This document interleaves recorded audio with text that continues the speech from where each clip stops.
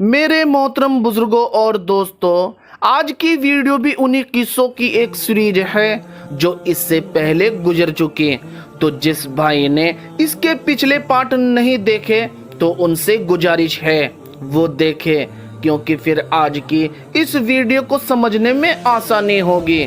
अब इससे आगे तो चलिए बिना टाइम गवाए बात को शुरू करते हैं। इस्लामिक बातें 786 के साथ बने रहने वाले साथियों, एक बार फिर नूह अलैहिस्सलाम के बाद ये दुनियाई निज़ाम चलने लगा। दोबारा इन फिजाओं में चिड़िया की चहचहाट और जानवरों के अलावा इंसानों की आवाजें गूंजने लगी।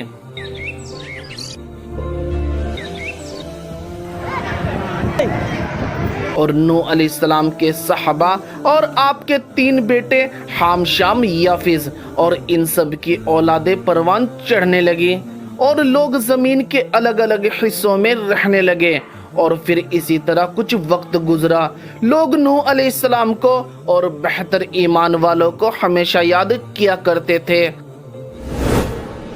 इधर इब्लीस उर्फ शैतान इंसान को वरगलाने का कोई तरीका देख रहा था और उसे मौका तब लगा जब एक दिन कुछ लोग जमा होकर अपने बड़ों के बारे में कुछ बातें गहराई के साथ कर रहे थे। उनमें से एक बोला, अजीजों, बरसों पुरानी बात है जब हमारे परदादा के बाप एक कश्ती में सवार होकर फला मकाम पर उतरे थे और हमने उन लोगों की शक्ल भी नहीं देखी और उनके साथ जो वाकया गुजरा, हमारे आने वाली नस्लें तो उनके बारे में कुछ जान भी नहीं पाएगी, लिहाजा नेक हस्तियां भी गुजर गई है।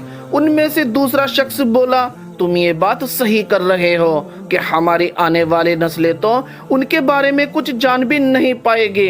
अलबत्ता नाज़रीन, शैतान लईन को तो आदम की औलादों को भटकाने का रास्ता चाहिए था और आज उसे मौका मिल गया था। लिहाजा शैतान लईन उन लोगों के पास आया एक ज़ईफ आदमी का रूप धार कर और उनके दरमियान आकर कहने लगा, तुम लोगों की बात मैंने सुनी तो मुझे बहुत अच्छी लगी तुम्हारी फिक्र कि तुम अपने बड़ों से इतनी मोहब्बत करते हो, और क्योंकि मैं बहुत उम्र दराज हूँ, अलबत्ता मैंने करीब करीब सभी को देखा है। इसके अलावा मैं एक बेहतरीन नक्काशीदार कारीगर हूँ, लिहाजा मैं तुम्हारे बड़ों की तस्वीरें पत्थरों पर अपनी कारीगरी से उतार दूंगा, जिनको देखकर तुम्हारे दिल को सुकून पहुँचेगा और इसी तरह तुम्हारी आने वाली नस्लें भी उनको याद रखेगी। शैतान लईन की ये बात महफिल में लोगों को पसंद आई।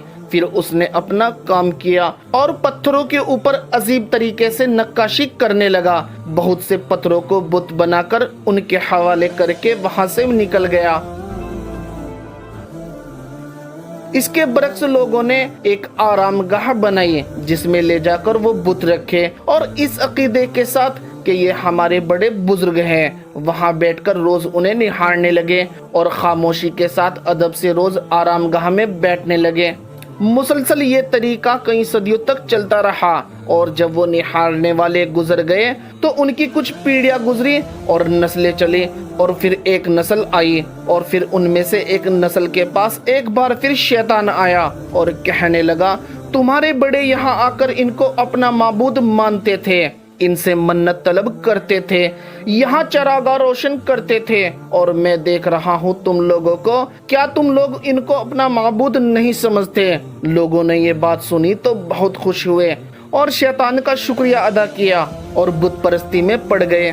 नाज़रीन, इस दौर को आदे उला कहा जाता है, यानी आद का जमाना। इस जमाने में उन बुतों को नाम भी दिए गए जिनमें 2 बुत बड़े थे। हज़रत अब्दुल्ला बिन अब्बास रज़ी अल्लाह ताला अन्हु रिवायत करते हैं और कहते हैं, इनमें से एक बुत का नाम समूद था और दूसरे का नाम हतार था। बहरहाल अजीजों, कौमे आद अपनी ममलकत की शहवत और जिस्मानी सूरत व गुरूर में ऐसे चमके कि उन्होंने एक अल्लाह को बिल्कुल भुला दिया और शैतान के फरेब में आकर असल माबूद से हटकर बुतों को अपना माबूद बना लिया। हर तरह के बुरे काम बेखौफ होकर करने लगे।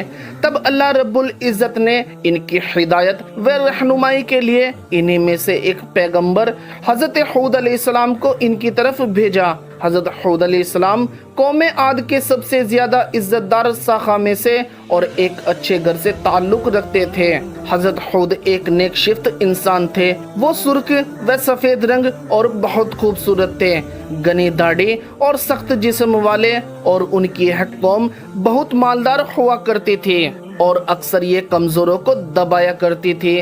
حضرت حود علیہ السلام نے اپنی قوم کو اللہ کی توحید اور اس کی عبادت کی طرف دعوت دی اور لوگوں پر ظلم و زور کرنے سے منع فرمایا، مگر قوم عاد نے ایک نہ مانی، ان کو سختی کے ساتھ جھٹلایا اور غرور اور گھمنڈ کیا، اور اسی گھمنڈ کے ساتھ کہنے لگے بھلا ہم سے زیادہ کون ہے قوتوں میں آگے، اور آج اس دنیا میں ہم سے زیادہ شوکت دبدبہ رکھنے والے اور غلوں کے مالک اور کئی مربع میل پر ہماری حکومت ہوتی ہے، اور اس کے علاوہ اونچے اونچے مکان و بلڈنگز اور کمزور ہماری زمینوں پر کھیتی باڑی کیا کرتے ہیں، اور ہم ان کے سب کچھ خیر خواہ ہیں۔ عزیزو، حضرت حود علیہ السلام لگاتار ان کو توحید برحق اور تبلیغ ان میں کرتے رہتے۔ وہ اپنی قوم کو اللہ کے عذاب سے ڈراتے، غرور اور شرکسی کے نتیجوں کو بتا کر نوح علیہ السلام کی قوم کے واقعے یاد دلاتے اور ان سے کہتے، اے میری قوم، اپنے جسمانی طاقت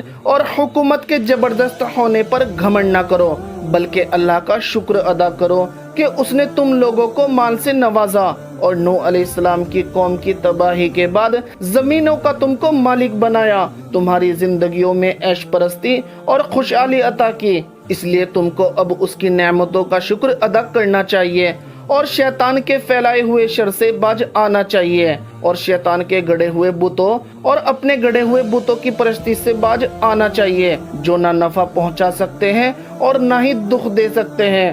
موت اور زندگی، نفع و نقصان سب اللہ ہی کے اختیار میں ہے، اور اے لوگو، مانا کہ تم شرکسی اور اس کی نافرمانی میں مبتلا رہے، مگر آج بھی اگر توبہ کر لو تو اس کی رحمت پھیلی ہوئی ہے، اور اس سے مغفرت چاہو تو وہ بخشنے والا رحیم و کریم ہے۔ عزیزو، قوم عاد کو حضرت حود علیہ السلام کی نصیحتیں بہت بری گزری۔ وہ یہ نہیں سہ سکتے تھے کہ ان کے خیالوں و ان کے عقیدوں اور ان کے کاموں میں کوئی آدمی رکاوٹ پیدا کرے، ان کے لیے مہربان نصیحت کرنے والا بنے، لہٰذا انہوں نے حضرت حود علیہ السلام کا مذاق اڑانا شروع کر دیا اور ان کی معصومیت بھری والی سچائی کو درکنار کر دیا اور آپ کو جھٹلانا شروع کر دیا، اور کہنے لگے ہم تمہارے اس ڈھونگ میں آنے والے نہیں ہیں، البتہ کہ تجھ کو خدا کا رسول مانے اور اپنے خداؤں کی عبادت چھوڑ کر تیرا یقین کر لے۔ اس پر ایک بار پھر حود علیہ السلام نے ان سے کہا کہ نہ میں بیوقوف ہوں اور نہ ہی مجنون ہوں، بلا شبہ اللہ کا رسول اور پیغمبر ہوں، اور اگر تم بات مانو گے تو فلاح کو پہنچ جاؤ گے۔ اس کے بعد حضرت حود علیہ السلام نے اپنی زندگی میں انہیں بہت سمجھانے کی کوششیں کی، لیکن وہ نہ مانے۔ وہ لوگ بڑی بڑی منزلیں اور بلڈنگز کو بناتے اور ان میں رہ کر ان لوگوں میں تکبر اور گھمنڈ کی کوئی انتہا نہیں تھی، جس کی وجہ سے وہ خود کو بہت پاورفل سمجھتے تھے۔ القصہ، ایک بار پھر حود علیہ السلام نے ان کو سمجھانے کی کوشش کی اور ان کو اللہ کے عذاب سے ڈرایا، مگر وہ کہاں ماننے والے تھے۔ تو حضرت حود علیہ السلام نے ان سے کہا اب تم لوگ انتظار کرو اور میں بھی انتظار کرتا ہوں، کیونکہ بہت جلد تم پر ایک بڑا عذاب مسلط ہونے والا ہے۔ پھر اللہ رب العزت کی قہر جات کو جوش آیا اور ان پر ایک خطرناک طوفان کو مسلط کر دیا، جو 7 دنوں اور 7 راتیں چلتا رہا۔ یہ طوفان اپنے راستے میں آنے والے ہر گھر اور ہر انسان کو مٹاتا چلا گیا۔ صرف حضرت حود علیہ السلام اور ان کے کچھ فالوورز اللہ کی حفاظت سے اس عذاب سے محفوظ رہے، اور اس طرح قوم عاد کا بالکل صفایا ہو گیا۔